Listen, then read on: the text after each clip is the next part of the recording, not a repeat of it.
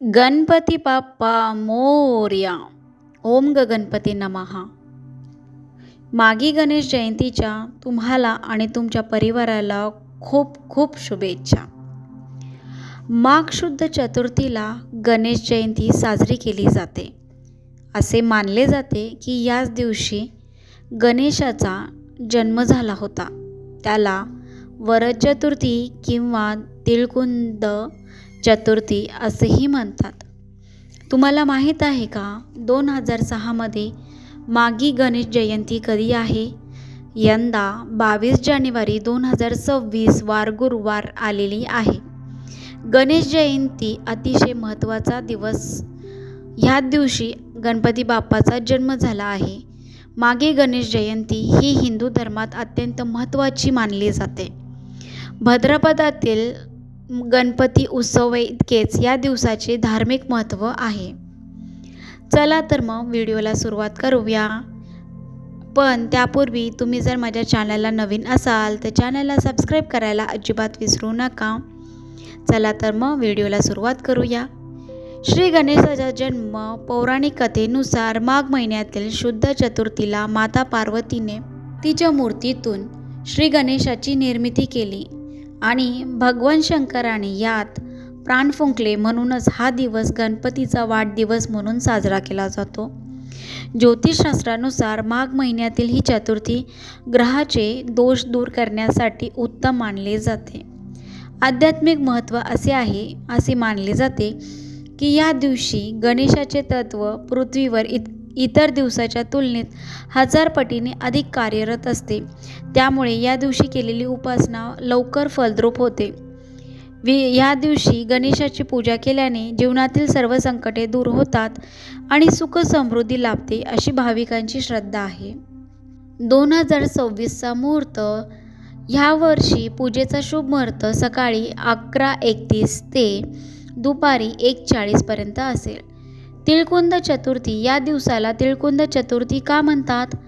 माघ महिन्यात थंडी असल्याने शरीराला उष्णतेची गरज असते. म्हणून बाप्पाला तिळाच्या लाडूचा किंवा तिळाच्या मोदकाचा नैवेद्य दाखवला जातो. अशी मान्यता आहे की मागी गणेश जयंतीच्या दिवशी श्री गणेश तत्व पृथ्वीवर इतर दिवसाच्या तुलनेत 1000 पटीने जास्त कार्यरत असते. तसेच भाद्रपद चतुर्थीप्रमाणेच या दिवशीही रात्री चंद्र पाहणे वर्ज्य मानले जाते. कोकणातील गणपतीपुळे इथे या दिवशी मोठा उत्सव असतो. तेथील मूर्ती स्वयंभू असून तिला पश्चिम द्वार देवता असे म्हटले जाते. मागी गणेश जयंतीला केलेली गणेश अथर्वशीर्षाचा पठण अत्यंत फलदायी मानले जाते. काही ग्रंथानुसार माघ महिन्यातील हा अवतार महत्कट विनायक म्हणून ओळखला जातो. कश्यप ऋषी आणि आदिती यांच्या पोटी या अवतारात गणपतीने जन्म घेऊन नरांताक आणि देवांताक या नावाच्या राक्षसाचा वध केला होता अशी मान्यता आहे. याला आपण वरद चतुर्थी का म्हणतात? तर वरद म्हणजे वरदान देणारा असे मानले जाते की या दिवशी विनायकाची मनोभावे पूजा केल्यास तो भक्ताच्या सर्व इच्छा पूर्ण करतो आणि त्यांना विद्या, बुद्धी व सुखसमृद्धीचे वरदान देतो. विशेषतः विद्यार्थ्यांसाठी या दिवसाची महत्त्वाची खूप जास्त असते. तर आपण बाप्पाची स्थापना कशी करू शकतो, स्थान कसे करू शकतो, तयारी आणि मुहूर्त काय? तर स्वच्छता करायची आहे. घर आणि पूजेची जागा स्वच्छ करून घ्यावी. प्रवेशद्वारावर तोरण लावावे. अंगणात रांगोळी काढावी सुंदर अशी. मुहूर्त. मागी गणेश जयंतीच्या पूजेचा मुख्य काळ हा माध्यान्ह असतो. तुमच्या पंचांगानुसार स्थानिक शुभ मुहूर्त पाहून स्थापना करावे. बाप्पाची स्थापना आणि पूजाविधी. चौरंग आणि पाट. एका पाटावर किंवा चौरंगावर लाल वस्त्र अंथरावे. त्यावर तांदळाची रास घालून गणपती बाप्पाची मूर्ती किंवा प्रतिमा विराजमान करावी. कलश स्थापना कशी करावी? तर बाप्पाच्या उजव्या बाजूला तांब्याला गंध अक्षता लावून त्यात पाणी, नाणे आणि सुपारी टाकावी. त्यावर आंब्याची पाने आणि नारळ ठेवावा. अभिषेक व पूजा. मूर्तीवर पाणी आणि पंचामृताचा अभिषेक करावा. मातीच्या मूर्तीला फक्त प्रोक्षण करावे आणि अथर्वशीर्ष पठण करत असताना अभिषेक केला जातो. साहित्य काय लागेल? बाप्पाला लाल चंदन, अक्षदा, शेंदूर आणि लाल जास्वंदाचे फूल अर्पण करावे. दुर्वा गणपतीला 21 दुर्वाची जोडी आणि गणधिपये नमः म्हणत अर्पण करावे. नैवेद्य माघी गणेश जयंतीला तिळगुळाच्या लाडूचा किंवा मोदकाच्या नैवेद्य दाखवण्याला विशेष महत्त्व आहे. माघ महिना असल्याने तिळाचा वापर आवर्जून केला जातो.